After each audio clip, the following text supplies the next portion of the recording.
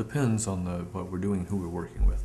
Obviously, when we are soliciting a single from Neil Young, Neil's going to control his single. I'm not going to end up with a piece of Neil's publishing, and there's no argument there, and that's fine. When the artists are younger or just starting out, then we frequently own a piece of their publishing. We never take 100% of publishing, just won't do it. Even if the artist offers it, we won't do it. It's not fair.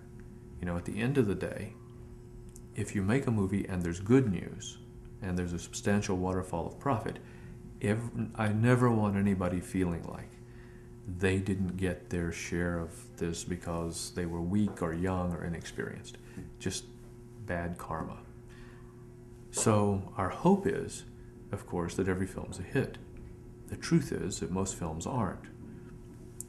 What is true, though, is that there's a rich layering of media platforms for film and the music attendant to film. So that after theaters, of course, we have DVD and, pay television and all of the cable systems and satellite systems and armed forces and airlines and all sorts of uses, right down to ringbacks and mobisodes. I was getting off a plane somewhere the other day in an airport, and I heard someone turn their cell phone on, and I heard John Belushi from Animal House as the ringtone saying, 7 years of college down the drain. And I thought, that's one of the great pleasures of this business, is that things you've worked on in the past, things you've created in the past, get renewed and have a remarkable life. In terms of the specifics with the musicians, we've made a deal on a picture recently with Burt Bacharach. Burt's doing remarkable new music. I just heard 6 months ago, I think, when did we see each other last, John? About it was in the spring. In the spring. At just about the time I saw you last, Burt had just finished an album with Dr. Dre. Did I tell you that? No. So good. And Burt and Dr. Dre, hello. I mean, it's just great. Really? It's inventive. It's interesting. Dre sent Burt drum tracks to start this process. Burt listened to him and loved one. He sent, now they're batting back and forth. They're working, and pretty soon it's on Sony UK. It's out on Sony UK. That's impressive. It's very cool.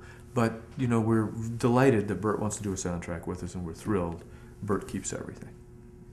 He should. He's Burt Bacharach, for God's sake. And we're honored to be hanging around with the guy.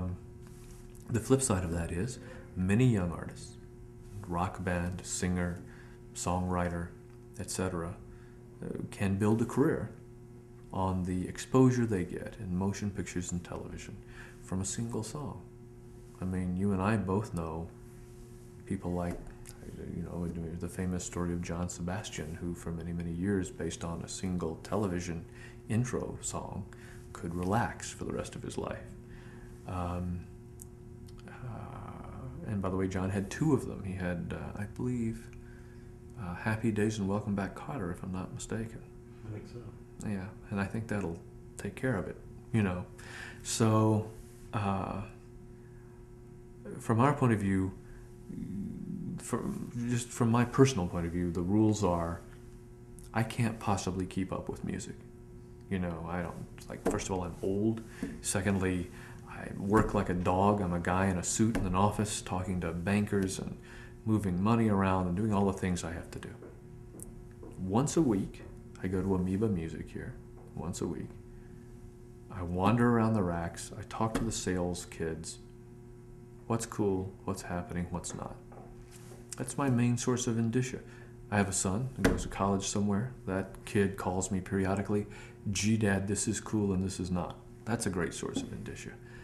Whenever I travel, and I travel a lot, I turn on local television, find the local version of MTV, and try to listen to what they're doing and see what it is and what does it mean and what do you hear on the street, what's in the cafe. And recently, I've been particularly impressed with the scene in England, which has just blown up. Amazing stuff going on. Really wonderful bands.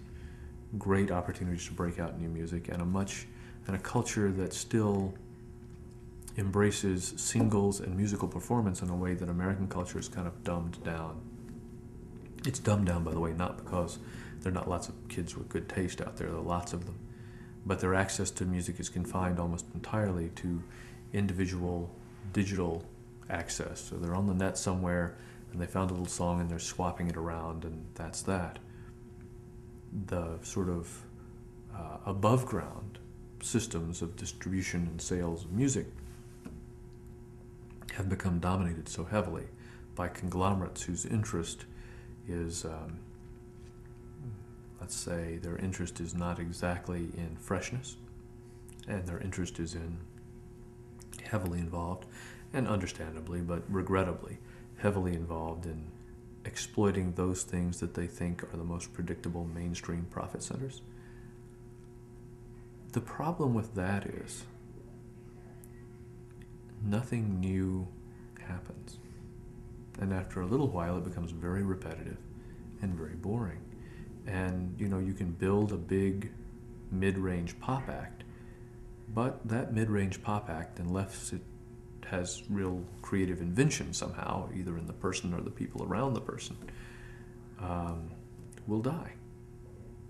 What's fun about movie making is every time we get the challenge of a completely new introduction, a completely new take to the needs of music for that film.